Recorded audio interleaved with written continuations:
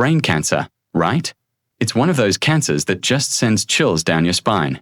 The moment you hear that diagnosis, it feels like a dark cloud has settled over your life. Unless you've got a couple $1,000,000 lying around for some fancy experimental treatments in Germany, you're pretty much in a tough spot. So, naturally, when brain cancer comes up in conversation, we all perk up and pay attention, don't we? Here's where it gets a bit tricky. One of the leading suspects in the conversation about how we might end up with brain cancer is something we all use every day: our cell phones.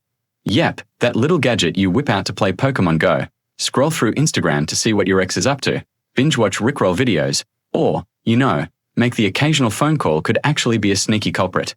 Crazy, right? So, how does this happen?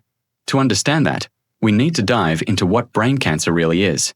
There are a bunch of different types, but they all have one thing in common. They involve brain cells multiplying like crazy and wreaking havoc on the healthy tissue. It's like an uninvited party that just won't stop. While brain cancer can hit anyone at any age, researchers have pointed out some risk factors that can raise your chances of developing it. Think things like getting older, having certain genetic disorders, or even previous head injuries.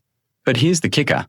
One of the biggest risk factors for some types of brain cancer is exposure to carcinogens. Carcinogens are those nasty little things that can mess with the DNA in your cells. When your DNA gets damaged, it can't fix itself properly, which is a recipe for disaster. Sometimes, the damaged cell just gives up and dies, but other times, it hangs around, replicating itself over and over again without fixing the issues along the way. And that's how carcinogens can lead to cancer. It's a wild ride, isn't it? So, the burning question on everyone's mind is your cell phone a carcinogen? Let's break it down. Cell phones emit electromagnetic radiation, specifically a type called radio waves. These radio waves are everywhere. They come from all sorts of devices, like Wi-Fi routers, police radar guns, and, of course, your trusty cell phone. When you make a call or scroll through TikTok, your phone's circuitry converts electrical signals into radio waves that travel through the air, allowing you to connect with the world. But hold on a second. Aren't all radio waves just harmless forms of invisible light? Well, not exactly. The radio waves from cell phones are a low-frequency, low-energy form of non-ionizing radiation. To get a better grip on this, let's compare it to its more dangerous counterpart, ionizing radiation. This type of radiation has enough energy to knock electrons off atoms, which sounds pretty terrifying, and it is. Ionizing radiation can mess with your DNA, leading to cancer, which is why it's used in cancer treatments like radiation therapy. People who work with ionizing radiation, like nuclear medicine technicians, have to wear protective gear and follow strict safety guidelines. Examples of ionizing radiation include X-rays, gamma rays, and cosmic rays. On the flip side, non-ionizing radiation, like the kind emitted by cell phones, doesn't have enough energy to ionize anything. It's generally considered safe, and examples include radio waves, microwaves, infrared light, and visible light. Ultraviolet light is a bit of a wild card since it sits on the border between the two categories. It's technically non-ionizing, but it can still cause skin damage. So, based on all that, you'd think cell phones are in the clear, right? Well, maybe not so fast. Back in 2011, the World Health Organization's International Agency for Research on Cancer classified radiofrequency electromagnetic fields, the kind from cell phones, as possibly carcinogenic to humans. That's a big deal. It's the second highest level of risk they assign, just a step below known carcinogens like alcohol and tobacco. However, even the WHO admits that the evidence isn't super strong. They mostly base their concerns on an increased risk of a specific type of brain cancer called glioblastoma multiforme in folks who tend to use their phones on the side of their head where the tumors pop up. A few studies have backed this up, including a 2019 study that found a link between texting on cell phones and an increased risk of meningioma, a rare brain cancer affecting the membranes around the brain and spinal cord. But here's the twist. Many other studies haven't found the same results.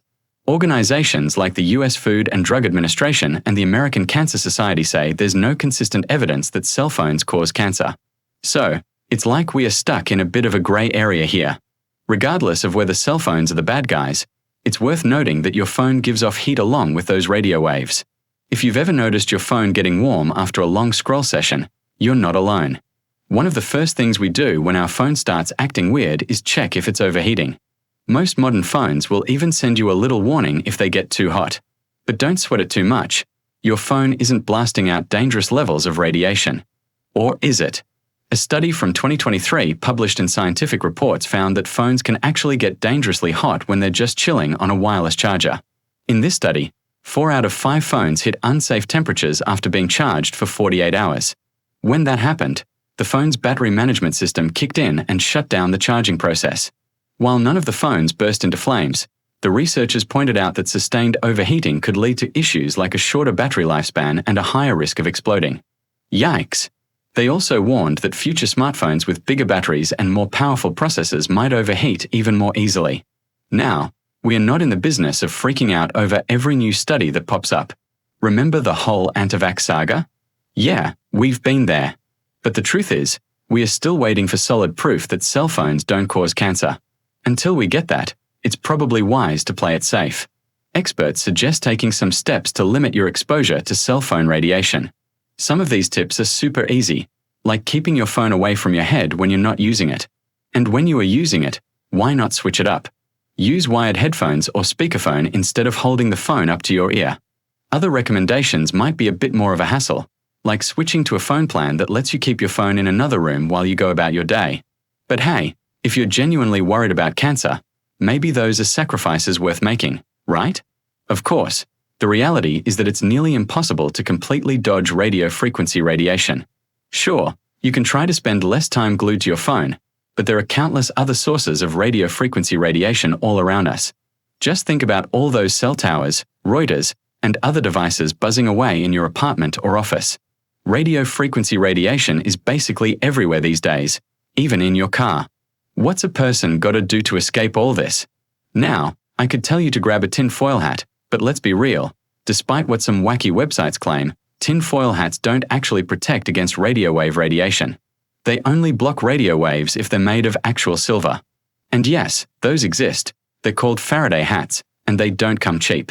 But honestly, you probably don't need one unless you're super paranoid about a nuclear bomb going off nearby. Maybe just put your phone in another room when you sleep, just to be safe. Or better yet, consider investing in a Faraday cage. Seriously, you never know when you might need it. By the way, this video is brought to you by Faraday cages. Just kidding. But really, they're pretty cool. If you're itching to learn more about cancer, check out our video on one of the weirdest, most confusing properties of cancer, why it doesn't always kill you. Or dive into this other video instead. It's pretty awesome.